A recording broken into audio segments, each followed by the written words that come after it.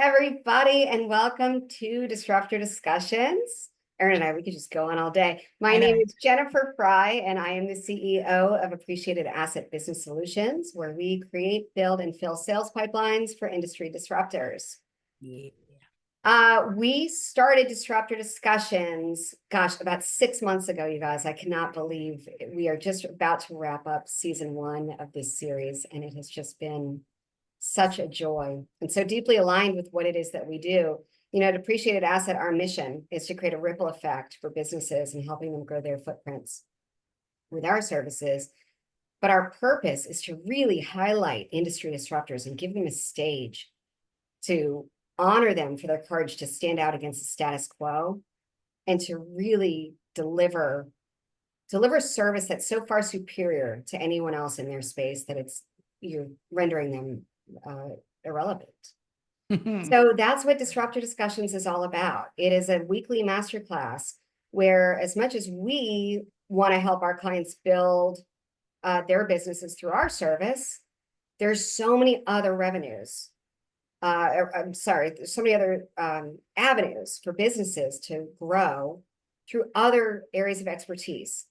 So over the years, I've met some incredible minds and incredible people who are doing really exciting things in terms of the way they help their clients grow their businesses with their own expertise.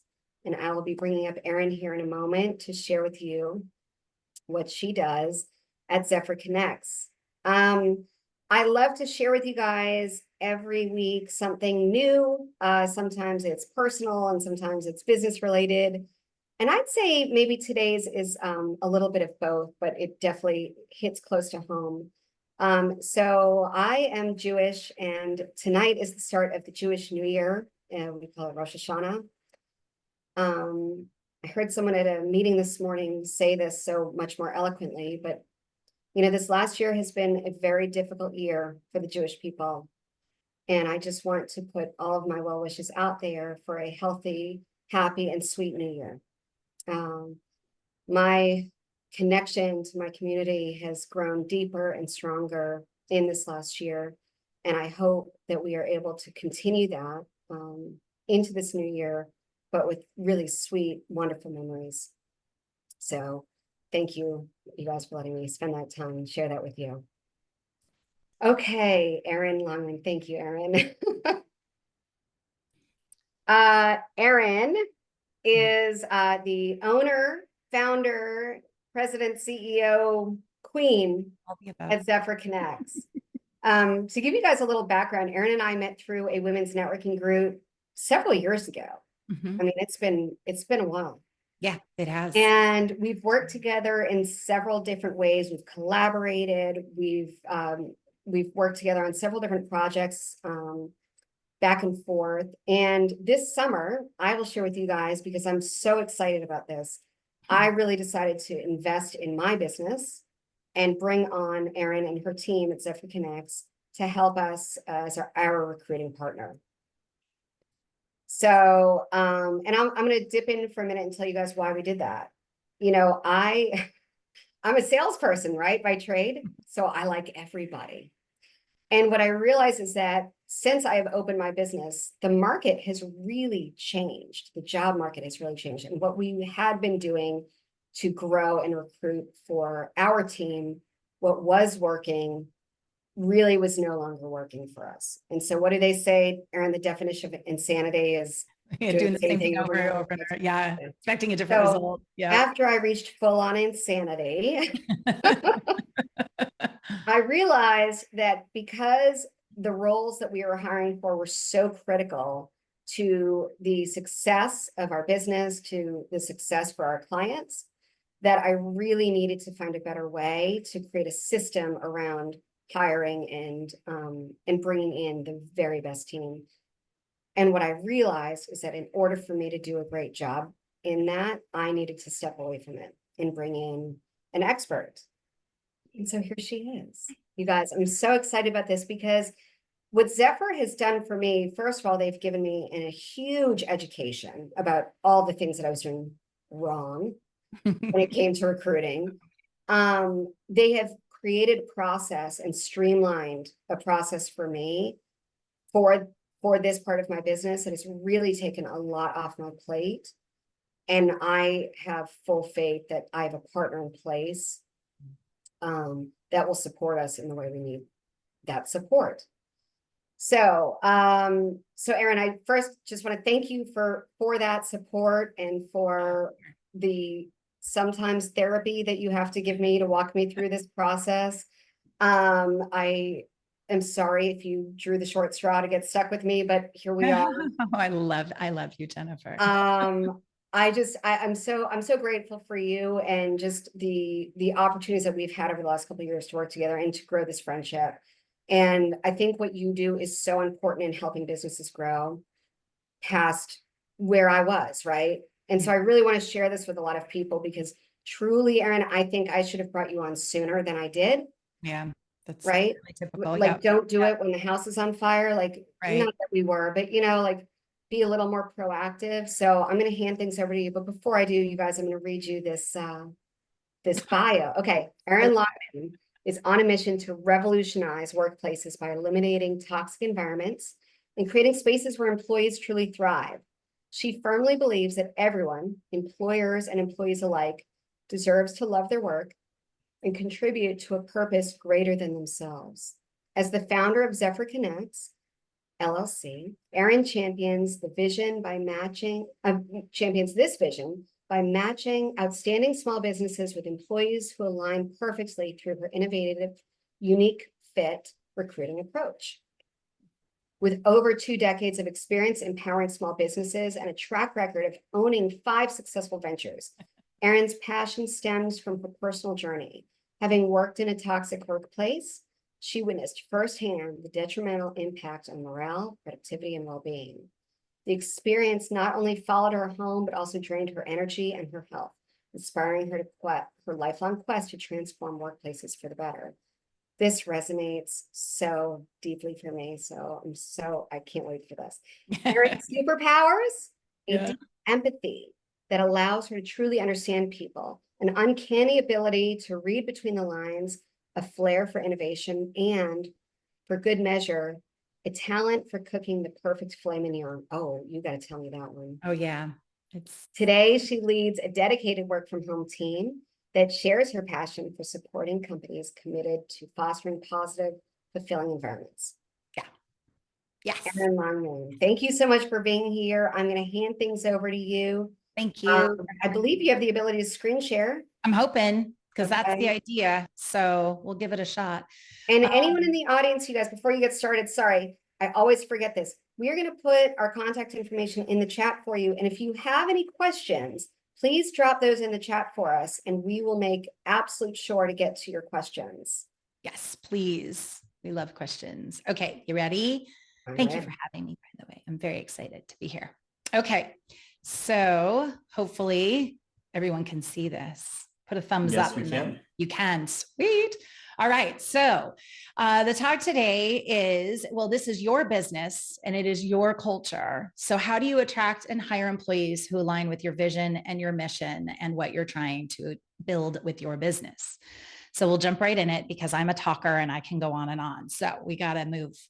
So the first thing, in order to build a culture that really is unique to you and you and your business and what you're all about, is you have to understand your why. We've heard about why. Simon Sinek has popularized this idea, but it really is a critical component of creating a great culture that people want to be a part of. So you want to go beyond the what you're trying to achieve. You want to go beyond the what you're trying to do in your business and the how, and even who you're trying to serve, and why are you really doing what you're doing. And I want to take a quick note to talk about the logistic answers that I often hear. It's, because I want a retirement, because I want to leave a legacy for my children, because I want to sell it so that I can go travel the world. Those are logistical reasons that are actually really important for you to know as an employer, right? Or as an owner, but they're not really going to inspire your people, right? So what I want you to do is to get deeper into it. Why this business? Why these people do you want to serve? Why is it this product that you're bringing to the market? Why this service? What is it truly that you're trying to do in a more mission type of point of view?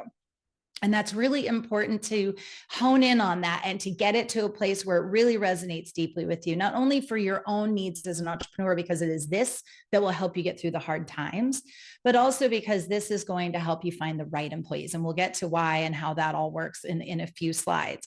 But this is one of the pieces, the foundational pieces. The other foundational piece, which many of you have heard over and over again, but is so critically important, is knowing your core values. So we don't want to focus on aspirational values, which are really common to do. These are the kind of values where, you know, maybe you don't live them every day, but it's where you're kind of hoping to be someday. Now, those are great. You want to have those as goals. There's certainly things that you can work toward, but they're not your true core values. True core values are the values that you live by every single day. It is in the behavior that you exhibit. It is in the service that you've developed. It's in the products you've developed. It's how you treat your customers. It is how you lead your team. It's embedded and ingrained in all of you. It's like oozes from you are your core values. That's when you know you've got a true core value. Generic values are the ones that, you know, you just hear the ubiquitous terms. And so I'm going to challenge all of you right now. If you have integrity as your core value, I challenge you, please get rid of that. That is a generic value, right? You need to go deeper than that. What is it about integrity that's so important to you? What is it, the piece of integrity, that definition of what that means that matters to you, that you live again every single day? It is a non-negotiable. Hone in on that, and then that becomes your more true value. So do the work, do the exercises to get to those core values. And something else that I've learned from owning my business for 7 years is that they evolve and they do change. So as you grow as a business, the things that become, like a part of your culture because you're maybe adding new leadership, you're bringing in different kinds of clients, whatever, they're all going to inform your core values. And a really good example to show that's pretty a black and white example of this is why core values can change. Just think about like if you were someone who's chosen to have children, you probably had different core values prior to having children than the kind of core values that all of a sudden emerged the day your child was born. And all of a sudden, different things were important to you and different kinds of core values were critical to you, right? So that is it. So it's the same with business. As your business evolves and changes and grows and morphs and scales and all these things, the core values can also change, and that's okay. So it becomes really important to not just get your core values down on paper, set them and walk away. You need to revisit them frequently, at least once a year. And you also want to bring them into the culture frequently. So you want to bring them up at meetings. You want to bring them up at performance reviews. Like core values should be a constant part of the ecosystem that you're creating in your business. So now those are the two foundations. Now, before we go on, I have to be quick here. Unfortunately, I could probably go on with Jennifer for an hour on every one of these topics. So I'm sorry, I'm going to have to just bump around because we've got a lot to cram in here. But so that's sort of the foundation of culture. You got to have your why, you got to have your core values. Now let's move into recruiting. So recruiting, for some of you, this may not be an unusual point of view, but for many people it is. We're taught that recruiting is an HR function and it should be under the HR umbrella of your business. And it makes sense because it's about people and people follows under the HR umbrella. And I'm not necessarily here to argue that it should or shouldn't be under the HR umbrella, but what recruiting really is though, under the hood, is it is marketing and it is sales. The marketing piece of recruiting is all about attracting the right kind of candidates to your job. And then the sales piece is when you've got that great person right in front of you, you want to let them know, like, what is it that you have to offer them that is a better solution for their goals and what they're trying to achieve than the 3 other potential offers that they might be having, coming in during their job search. So it's truly marketing and sales. Now, as we all know, since the pandemic, the entire market has changed to an employee market. And that is still somewhat true, but it is significantly changing. And in some industries, it's completely flip-flopped. In like technology, for example, completely flip-flopped. It's now back into an employer market. And the reason why this is important is that, again, if you put on your marketing hat, it's important to understand what the market is doing and where the market is leaning, because it will inform your strategy. If it's an employer market, it's actually a lot easier to bring in candidates, to find them, to have them knocking on your door and wanting your job. But when it's an employee market, you have to work harder and you have to cast a net broader and you have to get more creative. So it is important to sort of keep your eye. I mean, you don't have to keep your eye on the jobs market like I do in my expertise and what I do for a living, but certainly just having a general understanding and pulse on what's going on in the employee market will help you understand what you're up against anytime that you go to do recruiting. All right. So again, let's put on our marketing hat. And one of the most important things in order to attract the right people is you have to understand what your value proposition is as an employer. So when you think about your clients, you think about your target market, people often say, well, what's your value proposition to your clients, right? Like, what is it that's unique about you? What is it that is special about your service or your product for your client? Well, just flip that narrative just a smidge and you do the same thing for your employees. What makes you a great place to work? What is the value proposition that you have for these employees and these job seekers? So these are some of the key components. You've got the logistics of the job, things like the pay, the vacation, the benefit, the health benefits, maybe a flexible work schedule, just whatever the sort of like logistic pieces are of the role is obviously one component. But that is harder to compete against because everybody can do that, right? Like everybody can add a little bit more vacation pay or up the pay just a little bit to be competitive. But it's still important to understand how you're positioned in the market with that. Then you've got training and professional development, growth, things like that, opportunities for advancement. That's all in that sort of like training bubble. How can you help this person grow in their career? And so that is an area where you could potentially stand out a little bit more, be a little bit more unique based on the kinds of things that you might offer someone. And if you're a small employer, small business like I am, like Jennifer's is, we're not necessarily going to have a corporate ladder someone can climb, and that's okay. But what is more important is that professional development, giving them opportunities to just learn and to keep growing and to just keep getting better at what they're doing, or maybe taking on a little bit of a new role. Maybe it's not a whole position change, but trying on different components of like being an employee at your company. So like giving them the opportunity maybe to wear different hats, things like that you can do if you're a small employer. But the biggest piece where you can stand out and be really different and really unique is your culture. And this is, again, this is the thing where you can't be copied very easily. You have a unique culture, whether you know it or not. Being able to articulate it and capitalize on it and embrace it is where you're going to get more value and more bang for your efforts in the recruiting space. But you do have a culture. And I've often asked our clients, like, tell me about your culture. And I'm like, I don't really understand. Like, I don't know what you're even asking me. And I completely understand that. And so if you're not quite sure how to articulate your culture, go to your existing team, ask them, how would you describe what it's like to work here? How would you describe what it's like to be an employee here? What is our culture? And start leveraging some of those, words that they're using, the language that they're using as a way of describing your culture. But another side note, I would also challenge you then, if that's where you're at, is to start becoming more intentional about your culture. And you can build an intentional culture, as you should, especially if you want to retain employees. That's where retention becomes so important. So you want to really also envision, like, what kind of culture do I want to create here, and start intentionally building that culture. And then that can become an even stronger value proposition. All right, I'll give you a quick example here. This is our value proposition.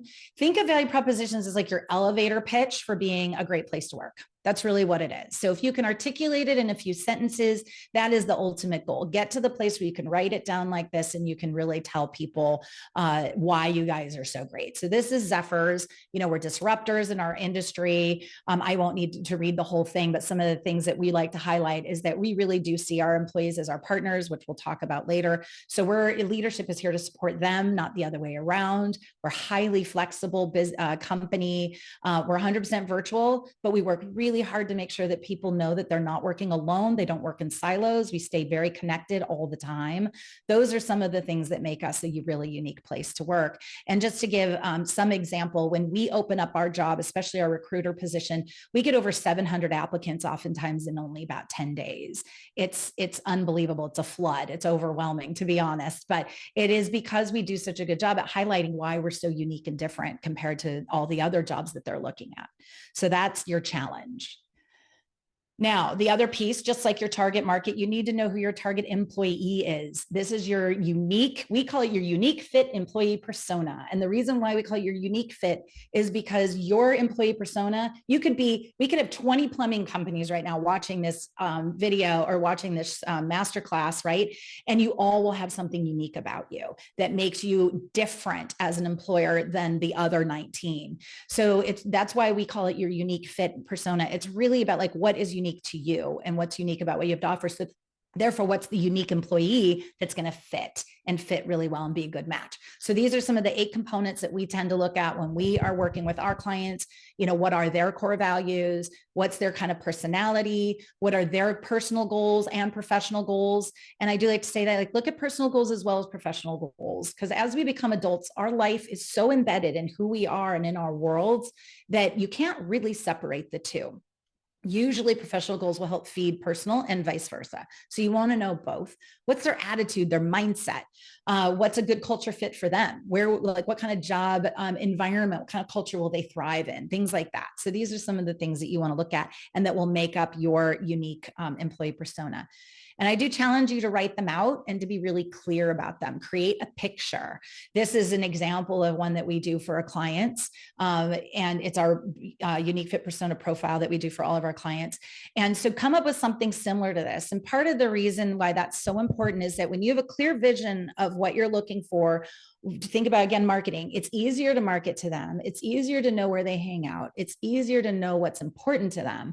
But even more importantly, it's easier to recognize them when they are showing up right in front of you, right? Like, you're in an interview, and if you aren't really sure who you're looking for, you're not really going to know if that person in front of you is the right fit or not. So when you have a super clear picture, it's a lot easier to go, okay, they're checking this box, they're checking this one, they're checking this one. And it's just so much easier to vet and evaluate them. So that's why it's so important, not just to know in your head, but to get it written down. All right. Now, how do you stand out? All right. Attention, right? Like, this is such an overwhelming digital market. And that is how people are looking for jobs these days. We're looking in the digital sphere. So just like in our lives, when we're going to Facebook and Insta and all the different things, we're swiping up, swiping down, swiping right, right? Like, we're just doing it. So are job seekers. And they're doing it fast. And they're doing it on their mobile phones, by the way. Most job seekers nowadays are actually looking on mobile phones. So you have to think about that experience, right? So how do you stand out? How do you get them to stop and not scroll on your job ad? So I'm going to bring up 2 different strategies that we use pretty successfully here. One of them is called catch questions. So catch questions are targeted messages that we put out there at the beginning. They're always the very first thing in the job post. There's nothing else above. It is this. And what it does is it catches their attention. And it's not every job seeker's attention. It's the attention of your unique fit employee persona. So you want to think about it from their perspective. What's important to them? What is going to grab their attention? So this is one example of an accounting firm. This particular client, as you can read just from the catch questions, that they are obviously not a corporate company. They're obviously smaller.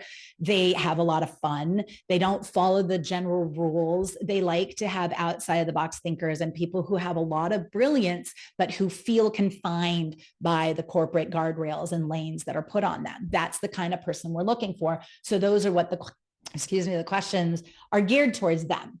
So that's what catch questions are. You want to do anywhere from 2 at the minimum. Really, I think 3 to 4 is what you want. And what you're trying to go for ultimately is the person reading this is going, yes, yes, yes, that's me. Oh my gosh. And they get really, really excited. And then the next thing you know, they're actually reading your entire job post, which is very hard to get people to do these days, is to actually read your whole job post, right? The next strategy is a little bit of a longer job post. However, this is highly effective. This is significantly even more effective than the catch questions. This is called a story style job post. And what you're doing here is you're painting a picture. You are telling the story. Again, you're talking to your audience and only your audience, and you're telling them the story of what it's like to work there and why it would be so great for them to apply to your job. And to give just a quick case study example, this particular one was for a pediatric nursing company. They go and they do in-home visits for unfortunately, for very ill children, and who want to kind of stay at home and not be in a hospital setting.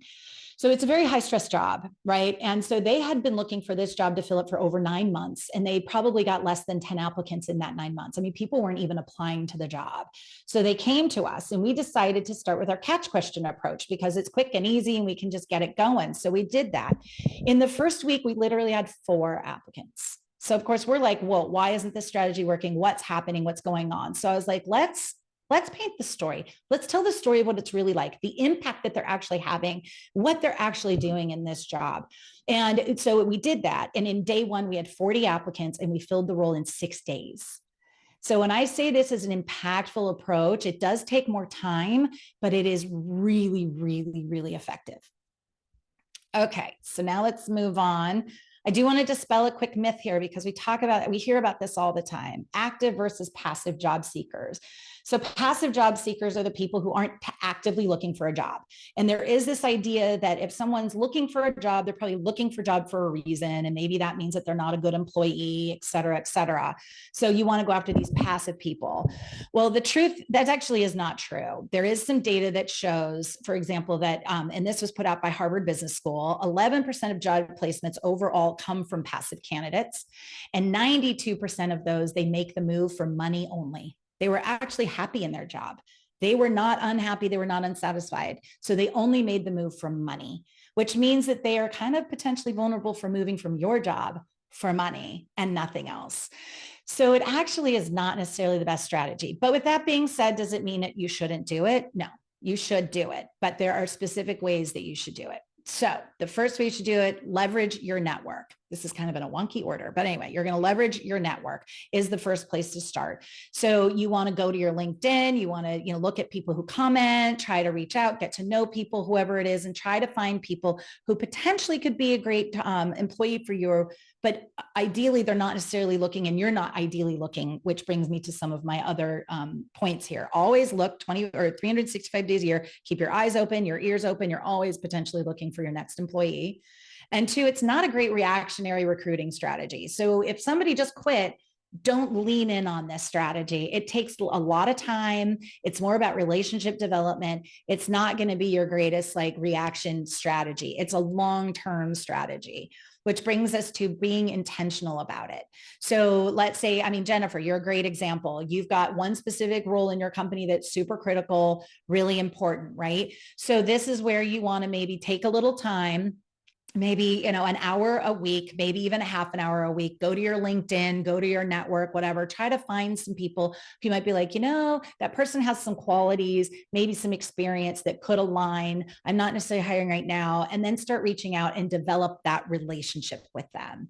And then that is really what's important here is get them to be excited about who you are, show them the cool things you're doing as a business, just listen to them, maybe become a little bit of a mentor even to them, however it plays out, but you want to nurture that relationship. And that's how passive job seeking or a strategy works the best. All right, now interviews. Jennifer, you asked me this question before we even got online. You're like, how do I know if someone is a good fit in an interview? And it's an art. It is an art and a science together. So it takes time, it takes practice, it takes experience. So there's no one answer to just all of a sudden solve that problem for you, but a few things that I can hopefully help you figure out. One, obviously in interviews, you're going to look at skills and experience, all of the hard skills that people need to have in order to complete the job that you're having them do. That's obviously a given. We call this, by the way, the culture fit interview.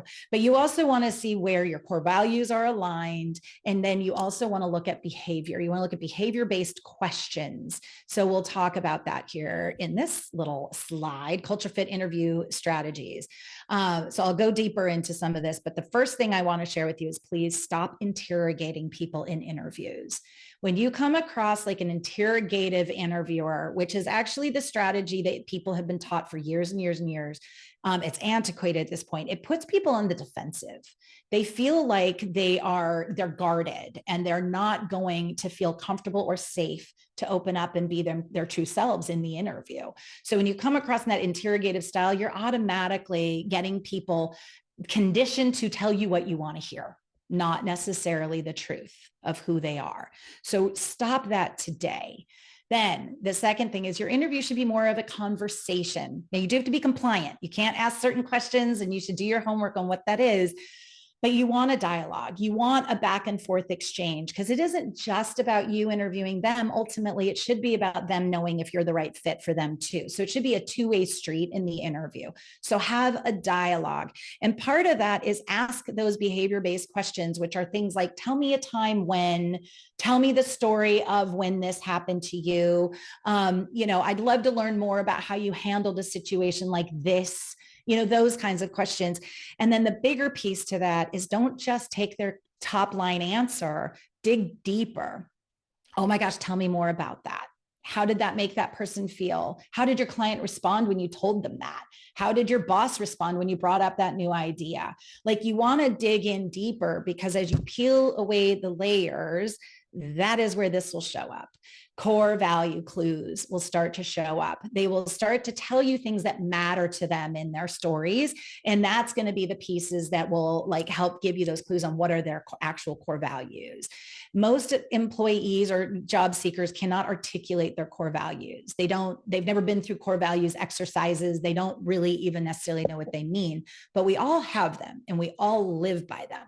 So some clues that you can look for are things like, did they leave a job? If they left a job, don't just go, oh my gosh, they quit a job, they must be awful. Go, no, tell me more about why you left that job. What was it about that job that didn't work for you? What was it about the people? And then as they start telling you a story, again, dig deeper. And that might actually reveal core values, because maybe there was something about the culture that didn't align with their core values, or the leadership didn't align with their core values, or maybe the type of customers, whatever it is. And that will be some clues as to what their core values are, because core values will drive big decisions like leaving a job, leaving a relationship, moving, doing big things is usually driven by core values. So those are the kinds of clues you want to look for. The other piece, last one, is just be real. Be you. Don't come in. I've seen clients just like, okay, well, now I'm going in for an interview. I got to act a different way. I got to be that buttoned up corporate. Don't do that, because now you're hiding your culture for one thing. And who you are as the leader of your business is such a key component on whether or not this is going to be the right match, right? So don't hide yourself. Be real in the interview. And then lastly, like I was saying, is let them interview you. I really recommend that you even lean in on this. A lot of job seekers these days, they don't get any training on how to be a job seeker. So they don't know how to interview you, but it's so important that this fit works for them as well as it works for you. So let them interview you and even encourage it. And a lot of times I know some people might be thinking, well, I ask all the time, what questions do you have for me? And they're like, oh, you've answered everything. Okay, well, you can actually lean in on that. You can say, listen, I want to flip that a little bit. I know you say that I've answered all the questions, but you need to interview me too. It's just as important that this job works for you and that what I have to offer is what's the right fit for you as it is the other way around. So try for a second and put yourself in my shoes. You're interviewing me. Pretend I'm like the employee. And what more do you need to know to make the right decision for you? And sometimes when you just flip that a little bit, then they'll open up and start asking you some good questions. So try to encourage that. And also a little side note, if anybody ever asks to interview your employees, I would highly recommend you say yes and you jump on that, because that means they're actually truly interested. And it's pretty cool when you get someone who's that invested in the process. Okay, I don't know where we're at with time, but I only have a couple more slides. So hopefully we're good. Yeah, we're good. All right, awesome. So let's talk a little bit quickly about retention. This is just, again, my sort of like disruptor thoughts here. First off, I love this cartoon. I mean, certainly entrapping employees is one way to retain them. That is one option, but I don't highly recommend that. What I do recommend is that you change your mindset.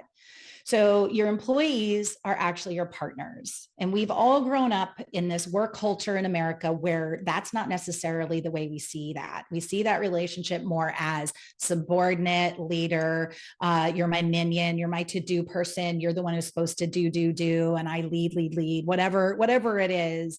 That's the culture of America and our workforce. But I really am here to say we need to flip that narrative and change it to that our employees are truly our partners.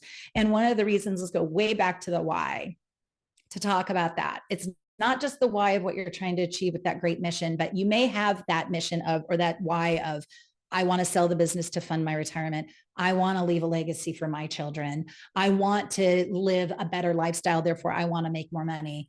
You're asking these employees to help you achieve that personal goal. That is a personal goal. And yes, you're paying them and you're doing good things for them, but that is a huge ask for you to do to these people who you don't even really know and who don't really know you. And you're wanting them to help you achieve this big thing in your life. So see them as your partner. And I will tell you, there is nothing you can do as a business owner to achieve that without employees. You can have great systems, great processes, great equipment, great blah, blah, blah, great this, great that, but you cannot build a business without your team.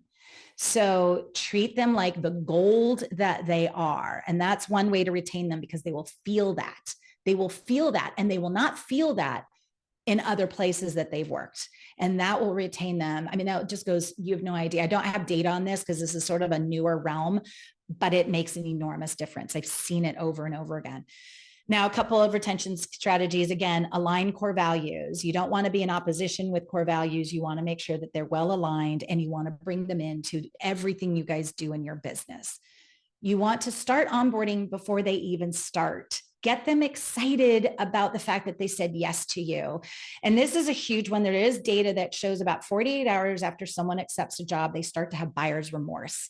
Even if ultimately they know it's the best decision, they still have buyer's remorse. We all do it when we make big decisions, buy a car, buy a house, whatever, right? It's a big decision to accept a job. It can change someone's entire life. So they get buyer's remorse. So reach out to them right around that 48-hour mark after they've accepted your job and get them excited again. We're so excited to have you start on this date. I can't wait. I'm looking forward to this, especially about you. You know, just make them feel like they're super welcome way before the start date. And then, of course, onboarding itself is super important, that you have a nailed down, really great onboarding experience, training. But the other component that I talk the most about, because you can find a lot of info about onboarding, it's the social emotional part of onboarding and their experience as an employee at your company. So most people will leave a job within 90 days because of a poor onboarding experience. But when we dig into that, it's actually more this social emotional component. They didn't feel like they fit in. They didn't feel like they were welcome. They felt weird, and like, you know, nobody took the time to get to know them. So make it an intentional part of your onboarding experience that they have lunch with people, they have coffees with people, that you spend time with them. We are very social and emotional creatures. I don't care who you are. I don't care the sex you are. I don't care anything. We are social and we are emotional. That is how humans are wired. And when we fail to address this, then that is when we lose retention.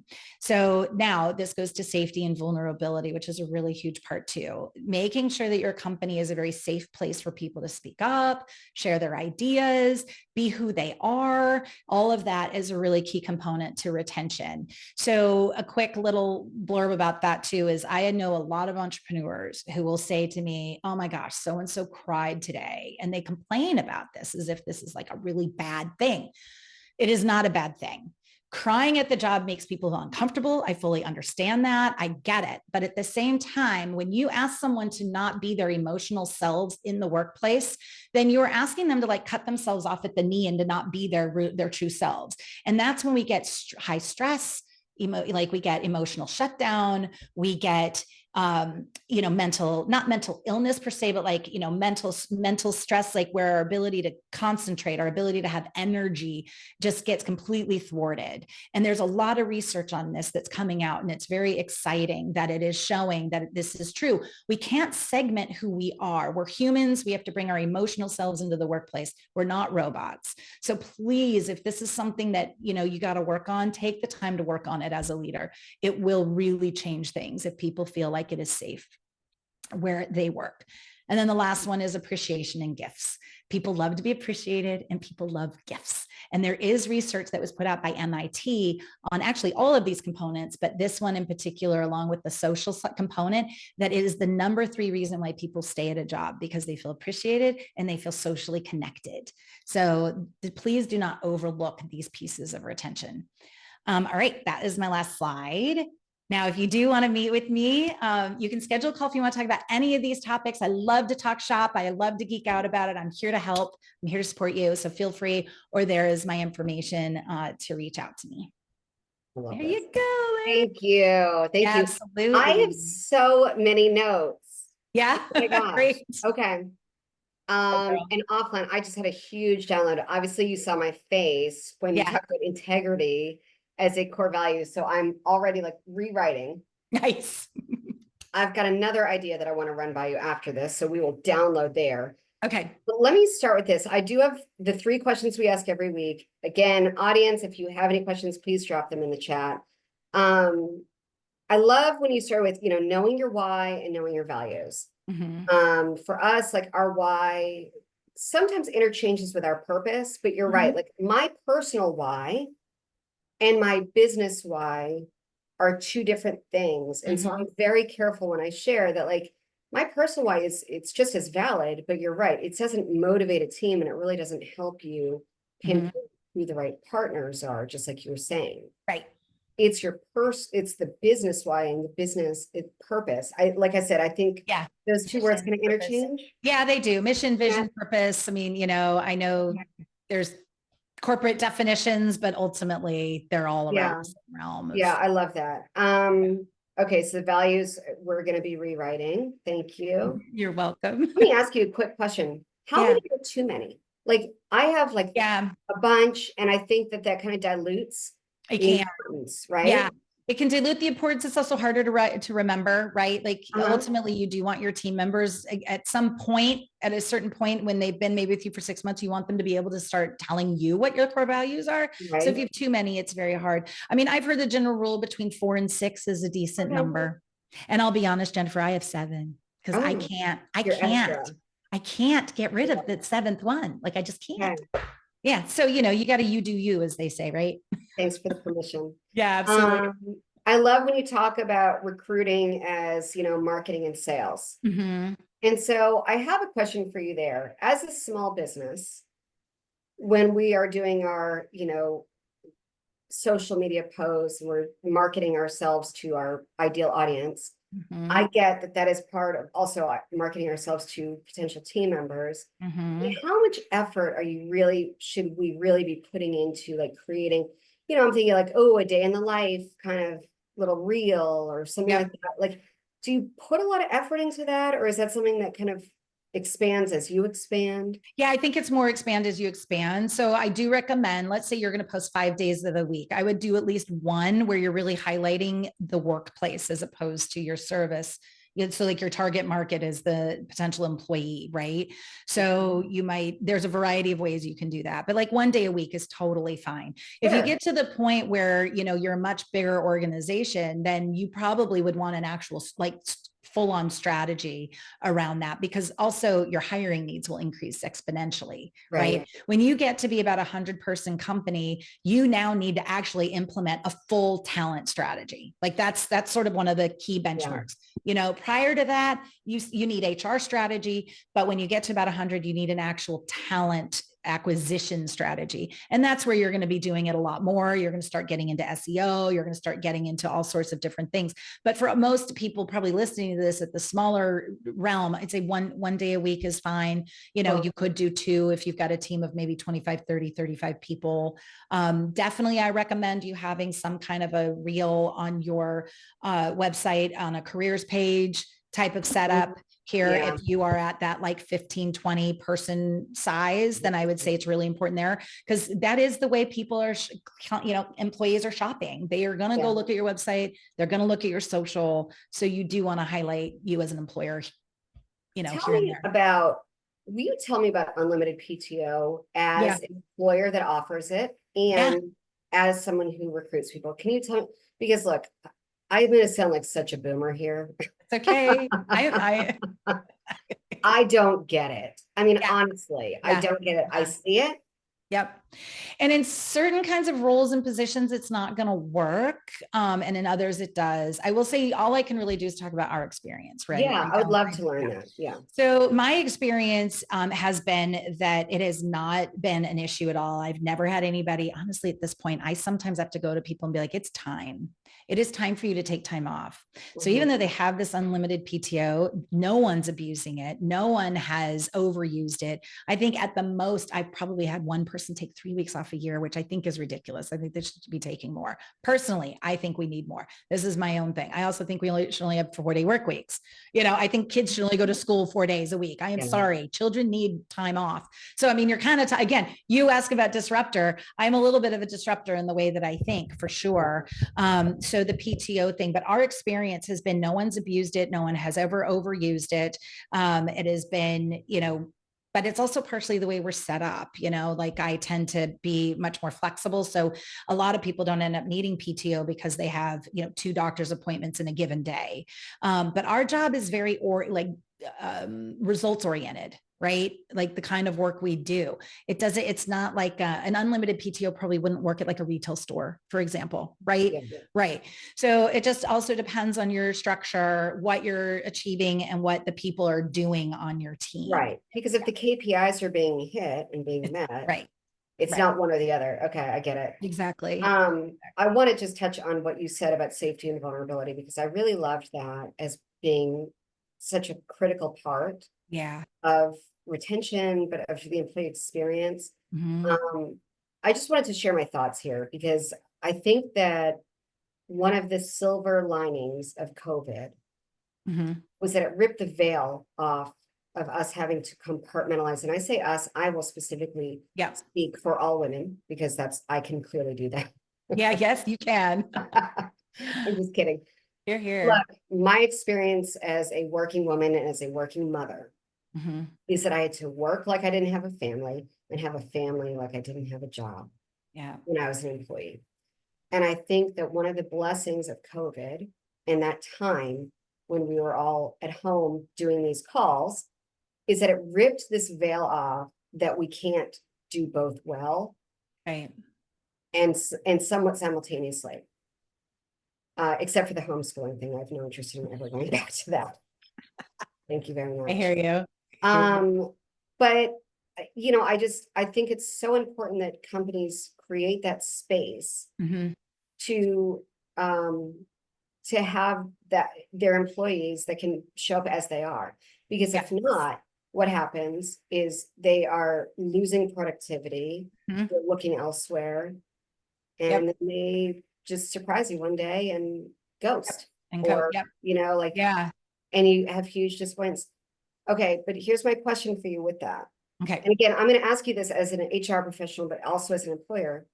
How do you do that and also be able to maintain professional boundaries? Because I really struggle there. Like, like a serial empath.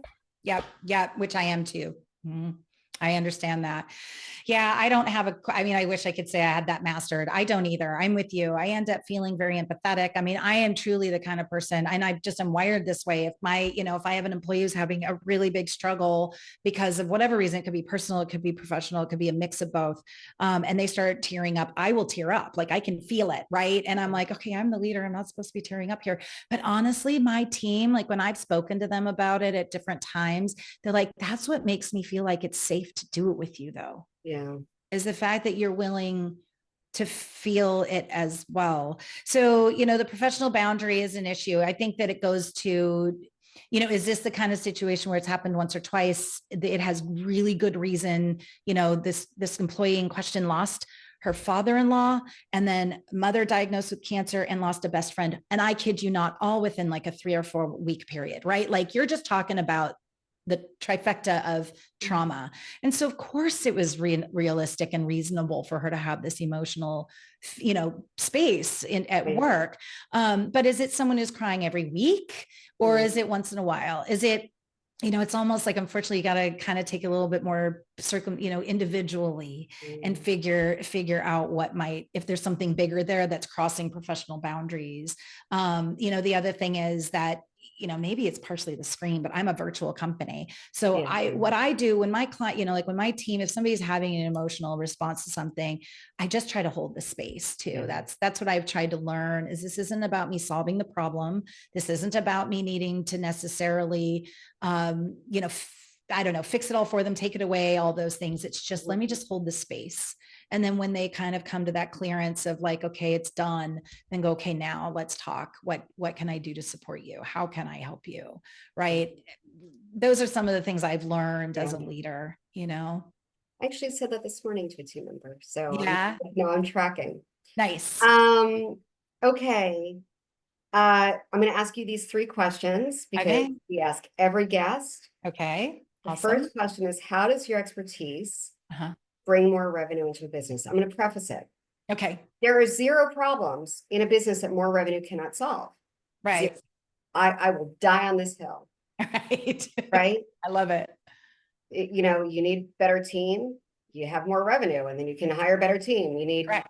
whatever, operations fix, hire an expert, and you need more revenue to do that. So Right. 0 problems that more revenue can solve. So how does your expertise drive more revenue to a business?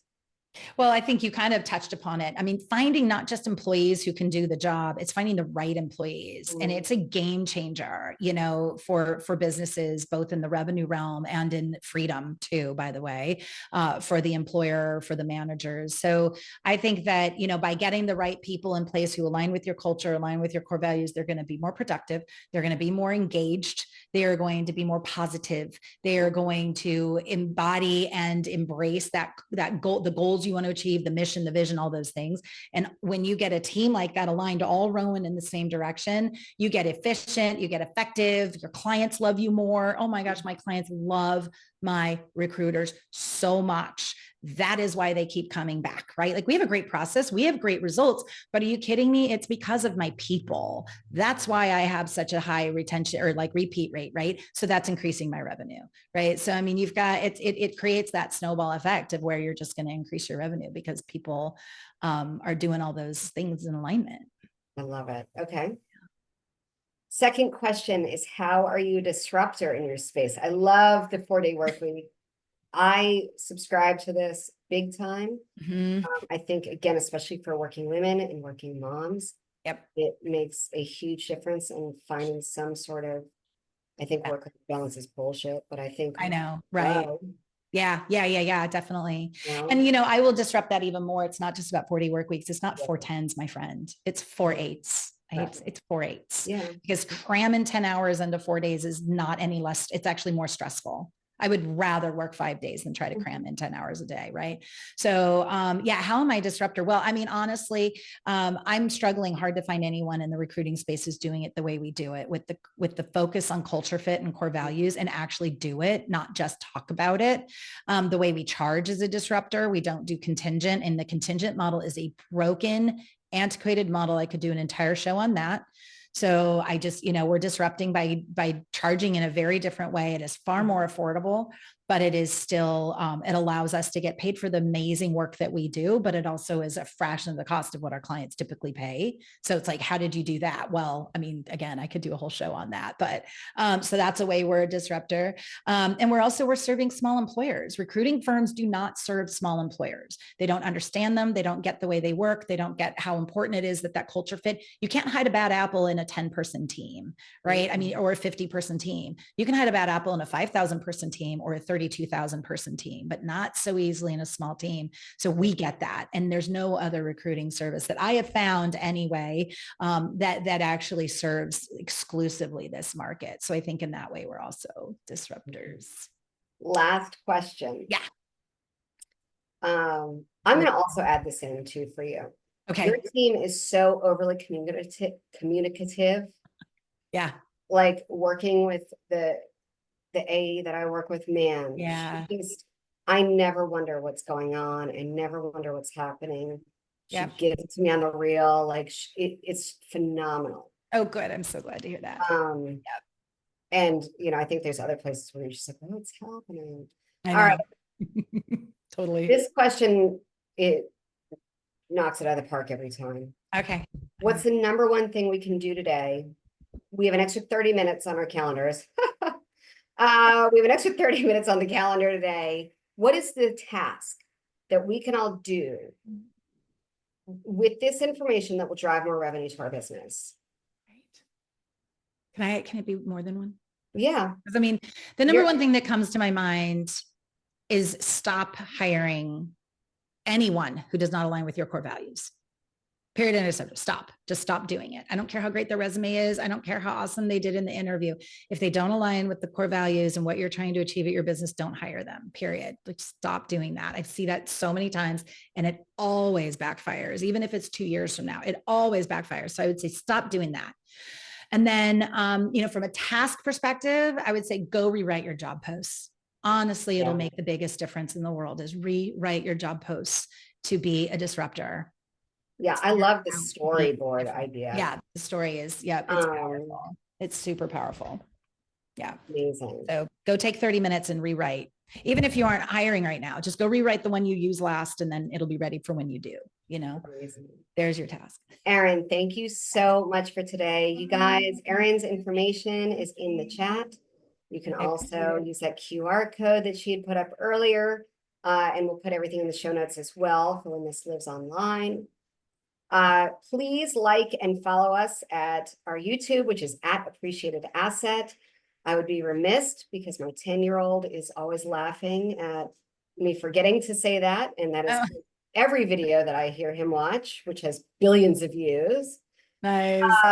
I could do a whole show on that too. Right? There's not enough days. Next week, we have Jemmy from the Florida Podcast Network to wrap up season 1 of the Disruptor Discussion Masterclass. And I'm really excited, you guys. Jemmy and I have a project that we are about to launch that we'll be discussing next week as well.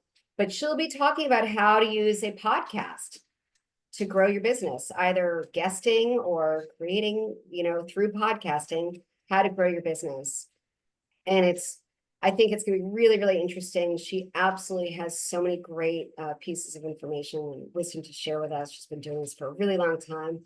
And gosh, I've known Jemmy forever. We go all the way back to business school together. Wow. So I'm super excited. And Dewey, who you see walking around back here, he's super excited too, I can see. All right, you guys. Thank you so much for being here, everybody. Thank you. Have the very best day ever. Thanks, guys.